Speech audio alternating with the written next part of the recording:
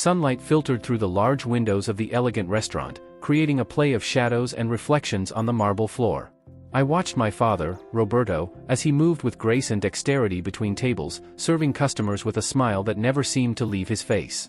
He always had this gift, the way he spoke to customers, as if each one of them was the most important person of the night. I admired that about him, the way his soft, firm voice brought an air of comfort amidst the sophistication of the environment. The smell of the delicacies coming out of the kitchen mixed with the fragrance of fine wines, and I felt part of something great, even if only as a spectator. But that day, something felt different. The air was heavy, and the tension was palpable. I noticed the worried looks from some of my father's colleagues, and that made me uneasy.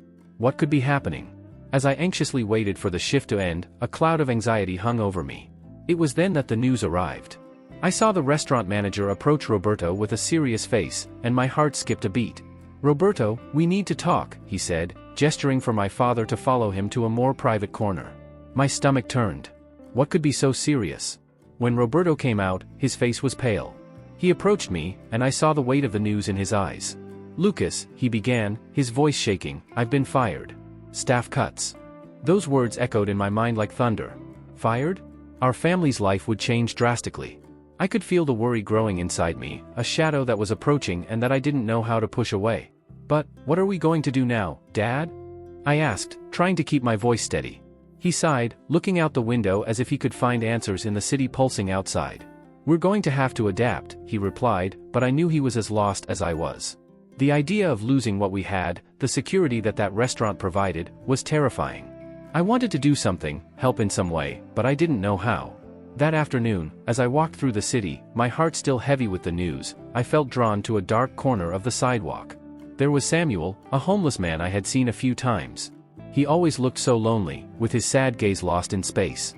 Something about his presence called to me, and even with the weight of the situation at home, I couldn't help but approach him. "Hi," I said, voice coming out quieter than I intended. Samuel turned around slowly, his expression surprised, as if I were a ghost. "Do you need something?" I asked, feeling an inexplicable compassion for the man.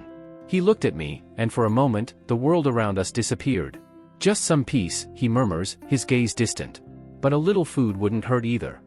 I didn't have much, but my mind was full of ideas. I remembered the leftovers from the restaurant, the food that was always left over and thrown away. "I can bring something tomorrow," I said, more to myself than to him. Samuel raised an eyebrow in surprise. "Would you do that for me?" His voice was full of disbelief. "Yes, I do," I replied, feeling a determination well up within me. That moment was like a spark. In the midst of the turmoil unfolding in my life, I found purpose. As I walked away, I looked back and saw Samuel, his gaze now a little more hopeful. That connection, even if brief, left a deep impression on me. That night, when I went to bed, I thought about everything that had happened. My father was unemployed, but there was something in me that refused to let sadness take over. Tomorrow, I would return to the restaurant, and the food I could offer Samuel would become a gesture of friendship. After all, even in the midst of loss, there was the possibility of empathy. The next morning arrived with a bright glow filtering through the restaurant's kitchen windows. I was nervous, my belly was full of butterflies. The idea of bringing food to Samuel was an adventure that I couldn't get out of my head. With a piece of grilled chicken and a fresh salad, I hid the meal in a paper bag I borrowed from the kitchen. My heart raced with every step I took towards the corner where Samuel used to hang out. As soon as I arrived, I found Samuel leaning against a wall, his gaze lost in the city's movement. He looked more fragile in the sunlight. When he saw me, his eyes lit up briefly. "Hi, boy. What are you doing here again?" he said, his voice dragged by the dust of the street and the sadness he carried. "I brought you some food," I replied, opening the bag carefully, as if revealing treasure. "I hope you enjoy." He looked at the food, and for a moment, surprise mixed with emotion on his face. Did you bring this to me?" Samuel shook his head, as if he couldn't believe it. "That is very kind. I thank you from the bottom of my heart." "You don't need to say thank you. I just wanted to help," I said, feeling an inexplicable connection growing between us. I sat next to him on the cold floor, and he began to eat slowly, savoring each bite as if it were a delicacy. "You know, I used to cook a lot," he said, as he chewed. "It was what I loved. Every dish I made had a story, a little piece of me." "Were you a chef?" I asked, intrigued. "Why did you stop?" He sighed, looking away to the horizon. "Life, boy. Sometimes it takes us down paths we didn't plan. I lost my family, I lost everything. And suddenly, here I am, living on the streets. A heavy silence hung between us. I didn't know what to say. Listening to his story, I felt small, but at the same time, a determination grew inside me. Samuel, you don't have to be like this. I want to help you get back to cooking. You still have that passion. He looked at me, surprised. And how would you do that? What am I now? You are a chef. No matter where you are now, you are still what you love to do. I want to organize something. An event, perhaps. So you can cook again. I could barely contain the excitement that was rising in me. Samuel smiled, but there was a shadow of doubt in his eyes. Boy, you don't know what it's like to live like this. People look at me differently. They don't see a chef, they just see a homeless person. But you can show them who you really are. I insisted. I can ask my father for help. He was always good at hosting events at the restaurant. Together, we can make this happen. The idea seemed to make sense, and Samuel's expression began to change. Do you really think this would work? That people would be willing to listen to me? Yes. I believe in you, I replied, determined. And I want you to know that you are not alone. I'll be by your side. He looked at me for a moment, and then something changed in his face. The light of hope began to shine again in his eyes. You are a special boy, Lucas. One day, you will understand how much kindness can change lives. Thanks. That moment was a milestone for both of us. Samuel was not just a homeless person. He was a man with a story, a passion, and, above all, a friend. When we said goodbye, I knew I was just beginning a journey that would change our lives forever. Determination burned within me, and I couldn't wait to tell my father what I had planned. The world could be a cold and indifferent place, but there was warmth and light in the connection I had found with Samuel, and I was determined to rekindle them in his life. The morning after the tense conversation with my father was marked by a weight in my chest that seemed to suffocate me. Every step I took toward school was a reminder of the disobedience I had committed. The image of Roberto's disappointed look still hovered in my mind, like a shadow that wouldn't leave me alone. You don't understand, Dad, I repeated to myself, trying to find a justification. In fact, I understood, but the compassion I felt for Samuel was stronger than any fear or doubt. School went by in a blur, and I could barely pay attention in class. What mattered was Samuel, a man who, unlike me, knew the real struggle of life. When the bell finally rang, I couldn't wait to get out. The thought of seeing him again filled me with renewed determination. I needed to know more about him and, if possible, do something more. As I walked through the busy streets of New York, I realized that the city had its own rhythm, a rhythm that left me lost. Arriving at the park where I always found Samuel, my heart skipped a beat when I saw him sitting in his usual corner, looking far away, as if observing something that only he could see. I approached slowly, trying not to scare him. "Hi, Samuel," I called, in a voice that betrayed the anxiety I felt. He turned his head slowly, and a faint smile appeared on his face. "Lucas. You're back," he replied, with an expression that mixed surprise and joy. "I was thinking you wouldn't show up again." "Of course I came back. I brought you something," he said, as he took out of his backpack a sandwich that he had prepared in his rush that morning. "It's just a snack, but I hope you like it." Samuel took the sandwich carefully, as if he were holding something very precious. "You're a generous boy, you know that? It's not every day someone cares about an old man like me."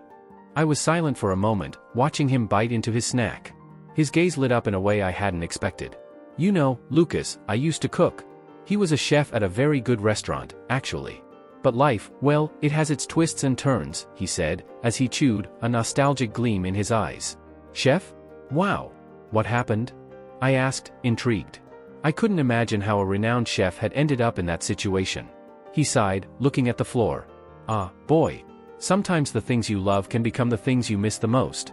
A series of wrong decisions, the loss of my family, little by little, I moved away from everything I knew. And here I am, living on the streets. I looked at him, feeling a mix of empathy and sadness. "Samuel, you can still do something. People need to know your story, your ability. You shouldn't be here, you deserve better." He laughed lightly, a sound that seemed almost a mix of hope and despair. "You're too young to understand, but sometimes life doesn't give second chances. And what I am now, that's what I am. But you can change that." I want to help," I said, feeling a spark of determination ignite inside me. "Maybe we can do something together." Samuel looked at me with a look that mixed doubt and interest. "What do you have in mind, Lucas?" "I don't know yet, but let's think of something. You can't let life beat you, Samuel. You still have a lot to offer." He was silent for a moment, as if pondering the idea. The tension in the air was palpable. I could feel something was forming between us, a connection that could go beyond the food I brought. Maybe you're right, kid. For someone who considers himself a failure, your words are surprisingly encouraging, he said, with a slight smile. The conversation flowed in other directions, but the idea of helping him remained in my mind, like a seed that was beginning to germinate. I didn't know how, but I was determined to do something for him, and maybe, for both of us. In that moment, as the sun set, turning the sky orange and pink, I realized that the friendship that was forming between us could be the key to a new beginning. Life had its difficulties, but together, perhaps we could find a different path. The idea pulsed through my mind like a drum, each beat bringing me closer to something great. Organizing a charity event at the restaurant where my father had worked was a bold move, but it was exactly what I needed to help Samuel. I could barely contain my excitement as I strolled through the neighborhood, imagining how it could all unfold. Upon returning home, I found my father in the living room, with a closed expression, absorbed in thoughts.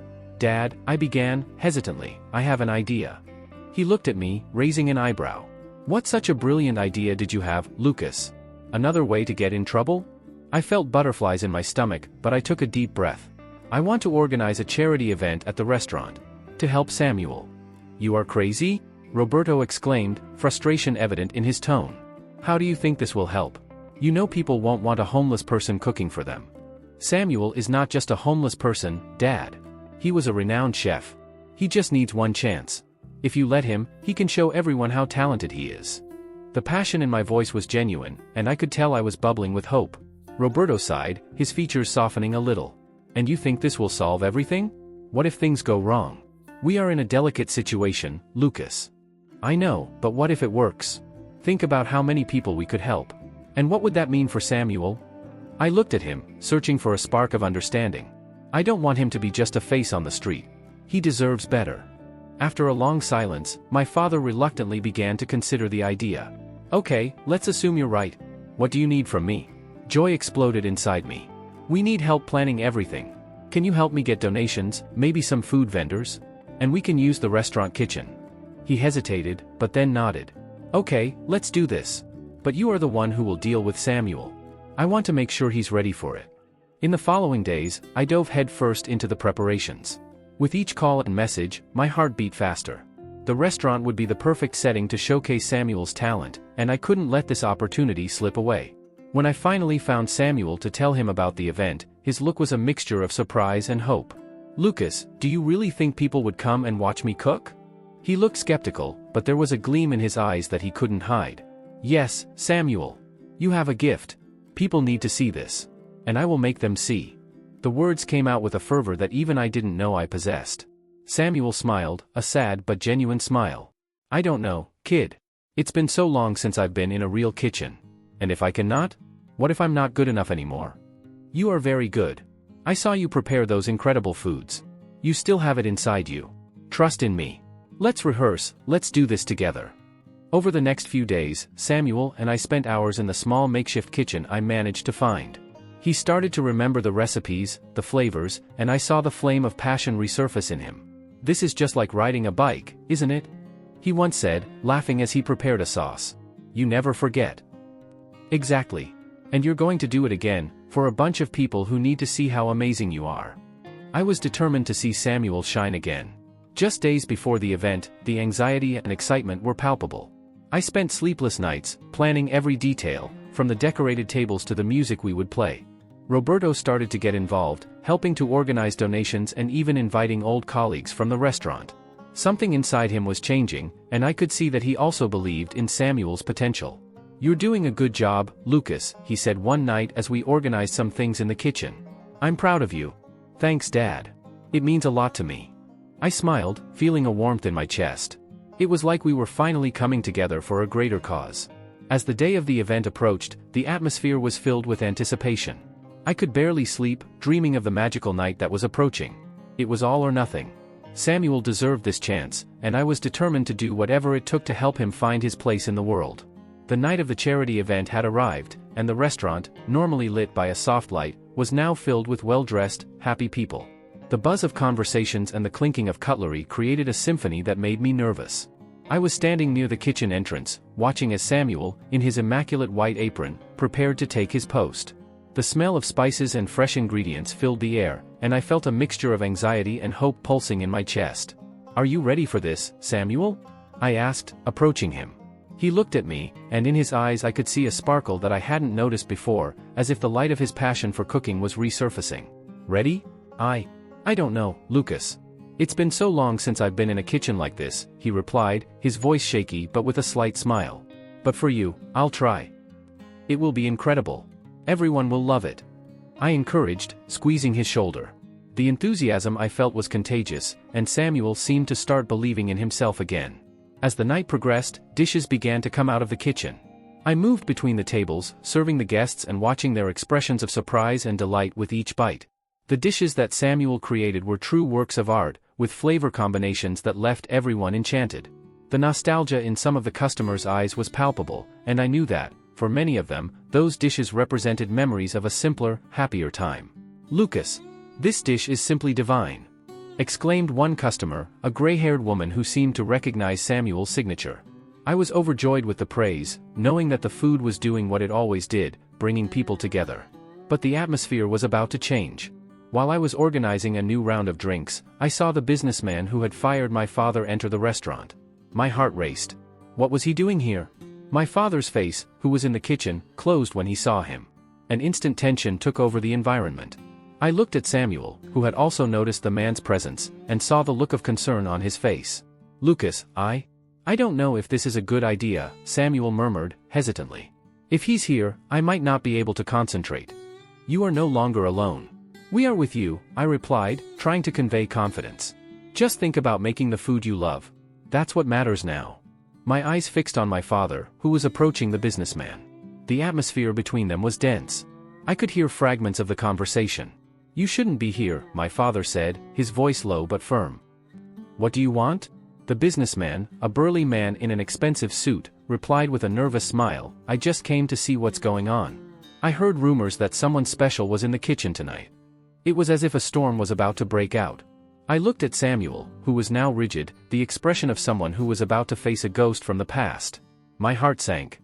I knew anything could happen there, and the tension became almost unbearable.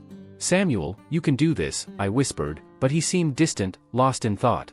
The businessman continued to talk, and my mind revolved around the possible consequences of that interaction. What unfolded next could change everything. At that moment, I realized we were at a turning point.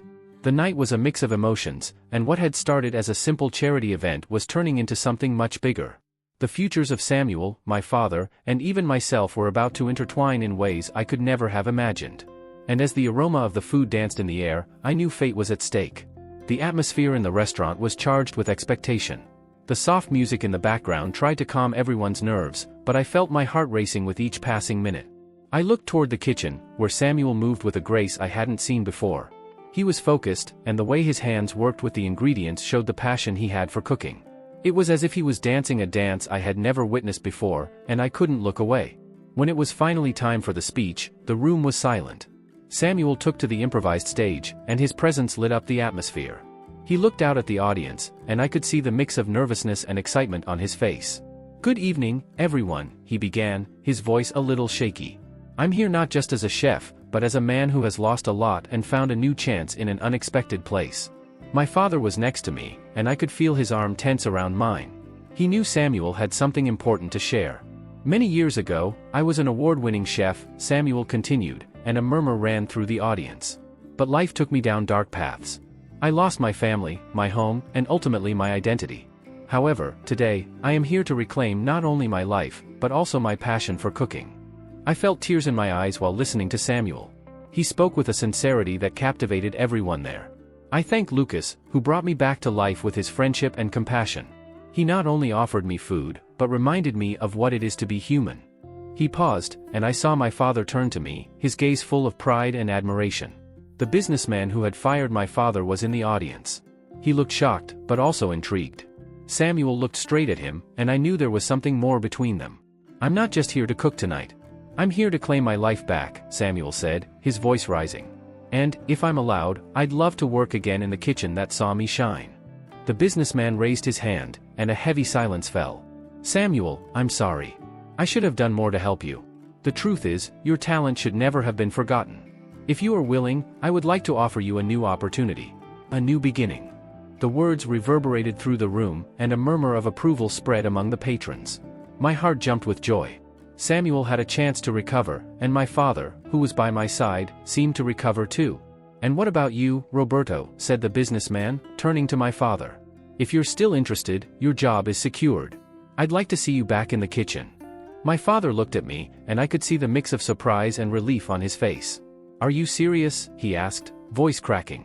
The businessman nodded, and a smile slowly spread across my father's face. The entire restaurant erupted in applause. Samuel got off the stage and came towards us. I couldn't contain my excitement and ran to him, wrapping him in a tight hug. "You did it. You really did it," I said, feeling my heart overflow with happiness. My father joined us, and it was as if, in that moment, we formed a new family. "I couldn't have done it without you," replied Samuel, his eyes shining with gratitude. "You showed me that there is still hope, even in the darkest of times." The party continued, and laughter and stories were shared. The energy in the room was contagious, and I realized that we were not just a group of strangers, but a community united by empathy and resilience. Samuel was back where he belonged, and my father was also finding his way back. As I watched people having fun, a sense of peace settled in my heart. The future was uncertain, but now there was a light that illuminated our path. Samuel, my father and I, together, ready to face whatever came next. And more than anything, I learned that the true richness of life is not in possessions, but in the connections we make and the kindness we share.